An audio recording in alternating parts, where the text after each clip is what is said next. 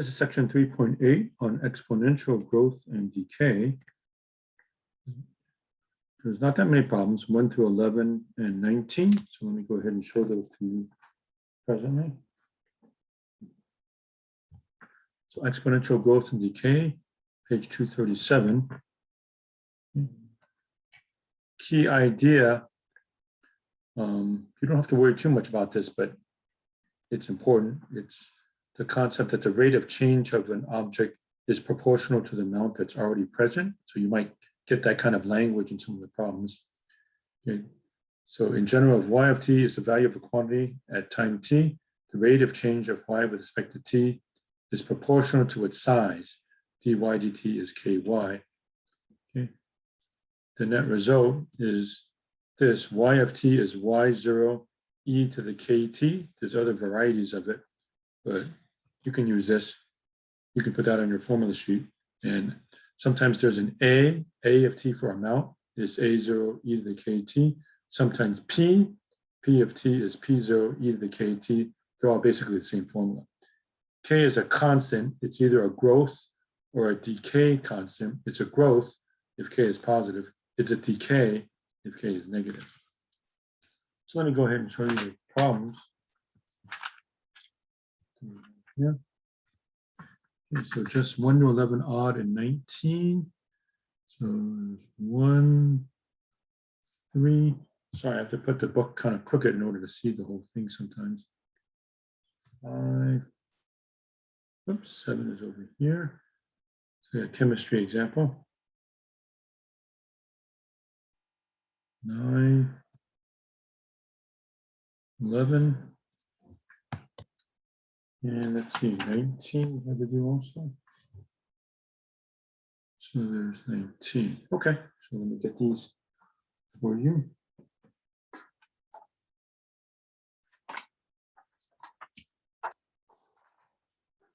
Okay, so exponential growth and decay.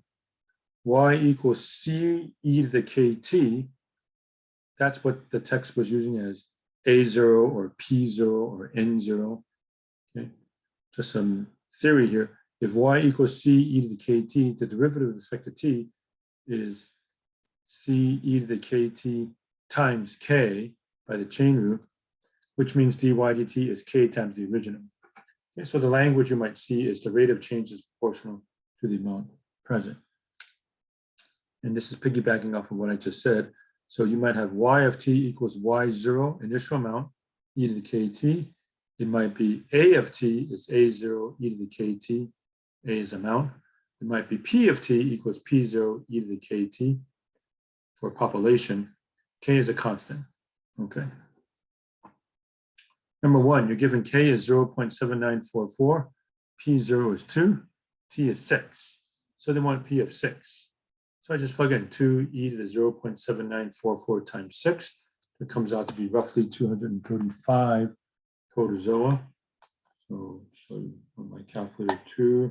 Second function e raised to the parentheses 0.7944 times 6. So 234.99 will run off at 235.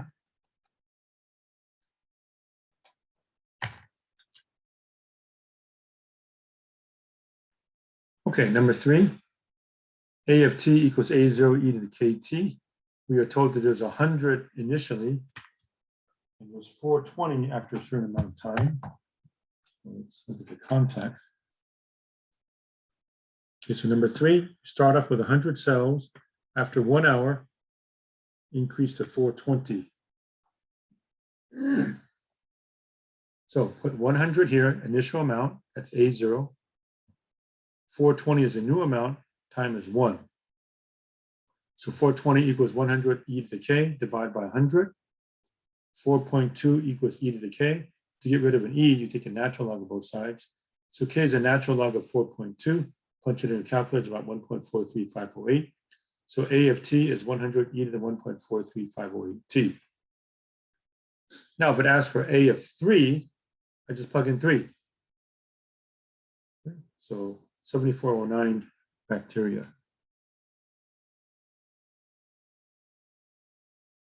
Okay, C, dy dt is k times the y after 3 hours. We just found out how many there are, 7409. So dy dt is the k, 1.43508 times 7409. You can punch that in your calculator and figure that out. Okay. And then the last part, D, when will the population reach 10,000? So 10,000 is a new amount, 100 is the initial amount, e to the 1.435 blah, blah, blah, t, divided by 100. 100 equals e to the 1.43508 t. To get rid of the e, you take the natural log of both sides. That cancels out. ln of 100 is 1.43508 t, divided by 1.43 blah, blah, blah. So t is about 3.21 hours. Okay, I'll show you what I put on my calculator. ln of 100 divided by 1.43508. So roughly 3.21. ln 100 divided by 1.43508, 3.21 roughly. Okay, number 7, you have dinitrogen pentoxide. In this chemical equation becomes 2NO2 plus a half O2. Okay, and they give you negative the derivative of, this is considered the concentration for you chemistry people, concentration of N2O5. The units would be moles per liter. dt is 0.0005 times the concentration of N2O5. So if you multiply both sides by -1, decay is negative 0.0005. So this is decay, right? So rate of change of the concentration of N2O5 with respect to T is negative 0.0005. That's decay. So A of T is C e to the negative 0.0005 T. C can be also A0. It's the same thing. Okay, now in the question, it asks for 90% of the original value. So 90% of the original is 0.90 C. So here's the answer to part A. Part B, 0.90 C is C, that's 90% of the original, e to the negative 0.0005 T. Divide both sides by C, it cancels out. So ln both sides to get rid of the E. ln 0.90 is ln e to the negative 0.0005 T. ln and E cancel out. Divided by negative 0.0005. So T is ln 0.90 over negative 0.0005. Punch it in a calculator. It's about 211 seconds or roughly 3.5 minutes. Okay.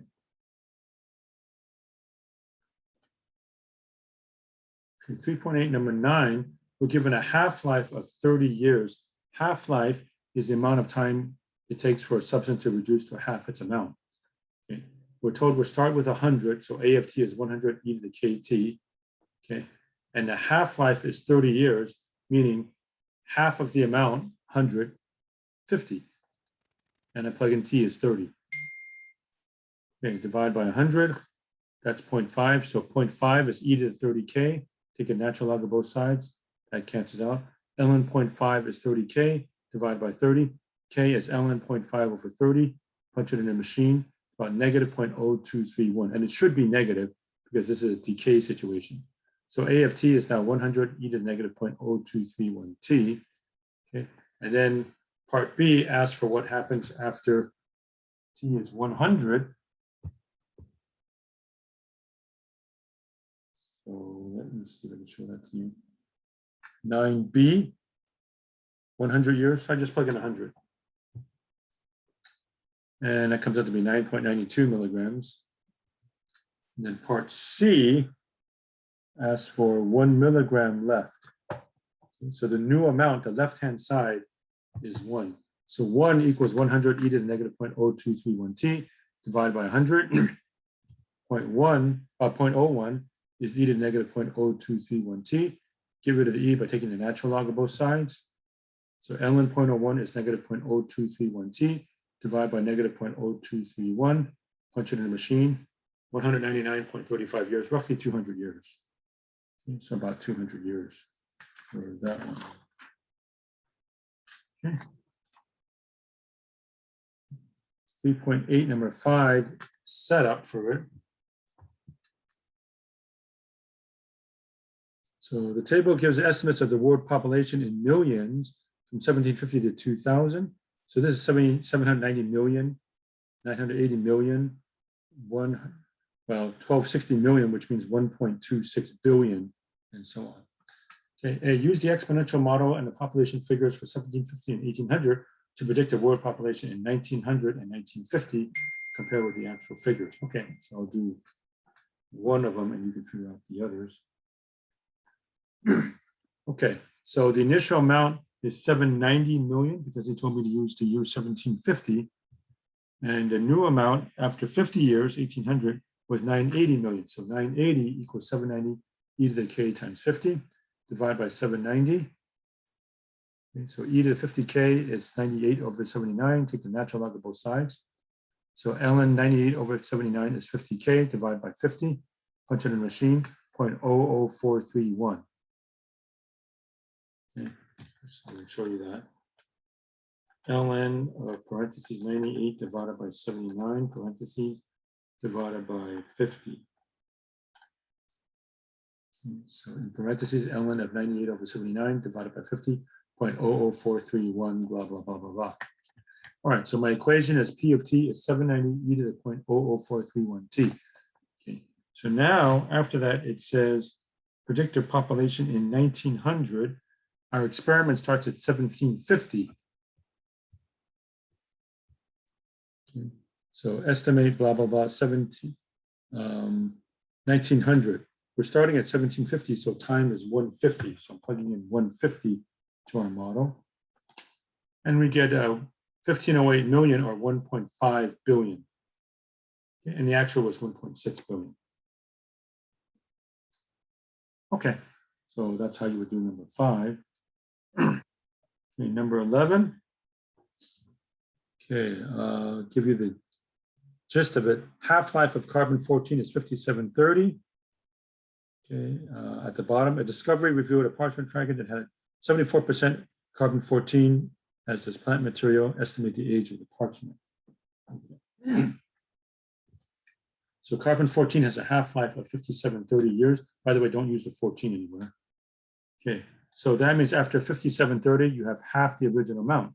So 0.5 A0, that's half the original, is A0 e to the KT divided by A0.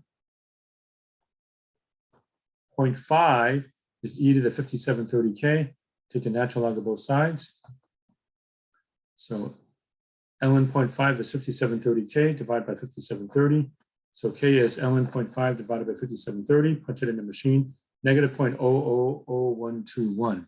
So A of t is A0 e to the negative 0.000121 t. Now they want 74% of the original. So I put 0.74 A0 equals A0 e to the KT divided by A0. 0.74 equals e to the negative 0.000121 t. Take the natural log of both sides. So that cancels out. ln 0.74 is negative 0.000121 t divided by negative 0.00121. We get t is approximately 2489 years. And finally, 19 has to do with altitude. So 19, the rate of change of atmospheric pressure with respect to altitude h is proportional to p, provided the temperature is constant. Okay, so at 15 degrees C, the pressure is 101.3 kilopascals at sea level and 87.14 kilopascals at a height of 1,000. What is the pressure at an altitude of 3,000? And once I do that, you can figure out part B. Okay. So instead of a T, I'm putting H here.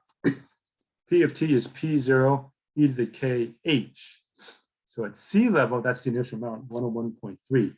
By the way, sea level means the height is 0. If you plug in 0, you have e to the 0, which is 1 times 101.3, get 101.3. Okay. Now, at an altitude of 1,000, put 1,000 here, the air pressure is only 87.14. So as we know, the higher up you go, the less the air pressure is, so it's harder to breathe. Okay, so what is it at 1,000? Okay, so divide by 101.3, 87.14 over 101.3, take the natural log of both sides, so this cancels out. ln 87.14 divided by 101.3 is 1000 K divided by 1000. So K is ln 87.14 over 101.3 divided by 1000. Punch it in your machine, negative 0.001506. So P of T is 101.3 e to the negative 0.001506 H. Okay, then you just plug in whatever you need to. Okay, so for instance, if they want me to plug in 6187 for Mount McKinley, I think it says, or you can plug in 3000 for part A. Part B, what's the pressure on top of Mount McKinley at an altitude of 6187? I plug in 6187. And 39.90 kilopascals, roughly 40. Okay, so side note, at sea level, air pressure is 101.3. On top of Mount McKinley, it's only about 40, so it's less than half. So if you mountain climbing, right, if you go really high up, then as we know, the air pressure is smaller, so it's harder to breathe up on top of Mount McKinley. All right, so that was section 3.8.